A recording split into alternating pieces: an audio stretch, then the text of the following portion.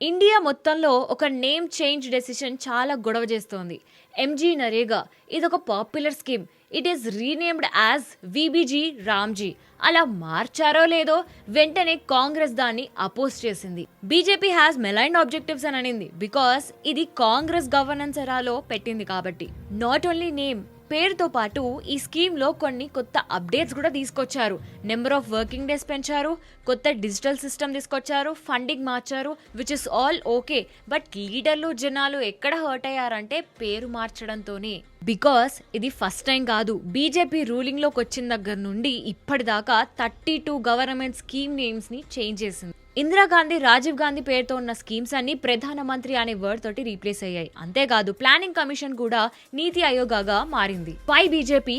Why?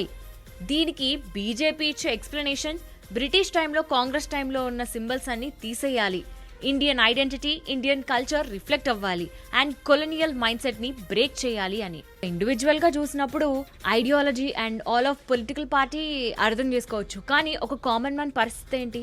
పేరు మారితే scheme అదేనా కాదా అనే డౌట్ వస్తుంది. అండ్ అప్లికేషన్స్, బెనిఫిట్స్ ప్రాసెసింగ్ లో టైం పడుతుంది. ఈ లోపు చాలా మంది నష్టపోతారు. ఆ పేరే కదా ఏముందిలే అని అనుకోవచ్చు. కానీ అనవసరంగా ఆల్రెడీ డిలేడ్, స్లో, కాంప్లెక్స్ ఉన్న ప్రాసెస్ కి ఇంకా కాంప్లెక్సిటీని యాడ్ చేయడం అవుతుంది. ఎంజీ నరేగానే పనిచేస్తుంది. ఆరోగ్యశ్రీలానే పనిచేస్తుంది. స్కీమ్ పేరు మారినంత మాత్రాన పెద్ద తేడా ఏం ఉండదు, ఎక్సెప్ట్ ఫండింగ్ ప్రపోర్షన్స్ తప్ప.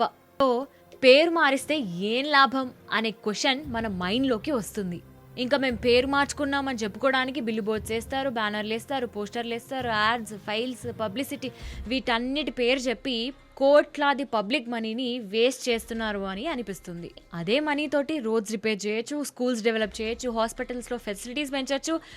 అది కాదు, ఫస్ట్ కొత్త గవర్నమెంట్ కొత్త బ్రాండింగ్ మీదనే దృష్టి పెట్టాలి. It doesn't end here. పైనుంచి ఫండ్స్ లేవంటారు, డెవలప్మెంట్ స్లో అవుతుంది, బట్ టాక్సెస్ మాత్రం పెంచుతారు. బై ద వే, ఇది ఓన్లీ సెంట్రల్ ప్రాబ్లం కాదు, స్టేట్ లో కూడా సేమ్ ప్రాబ్లం రిపీట్ అవుతుంది. ఇప్పుడు ఏపీలో గానీ తెలంగాణలో గానీ రూలింగ్ పార్టీ చేంజ్ అవ్వగానే ఫస్ట్ రోడ్స్, జాబ్స్ కాదు, స్కీమ్ నేమ్ చేంజ్ చేయాలి, లోగో చేంజ్ చేయాలి, ముందున్న పార్టీ గుర్తులన్నీ చేంజ్ చేసేయాలి.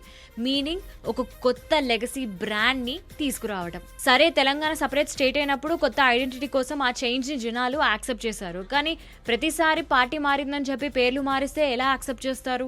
స్టేట్ అంటే రెంట్ హౌస్ కాదు. టెనెంట్స్ ఖాళీ చేసి వెళ్ళిపోగానే సీలింగ్లు, పెయింట్లు అన్ని మార్చేసేయడానికి. అసలు లీడర్స్ ఎందుకు ఇలా ఆలోచిస్తున్నారు? మేము రూలింగ్ లో ఉన్నామని చెప్పుకోవడానికా, లేక గవర్నెన్స్ లో ఉంది కాబట్టి బ్రాండింగ్ తోటి విజువల్లీ ఫాస్ట్ గవర్నెన్స్ అనే పర్స్పెక్షన్ ని తీసుకురావడానికా? మీరేమంటారు? కామెంట్ చేయండి.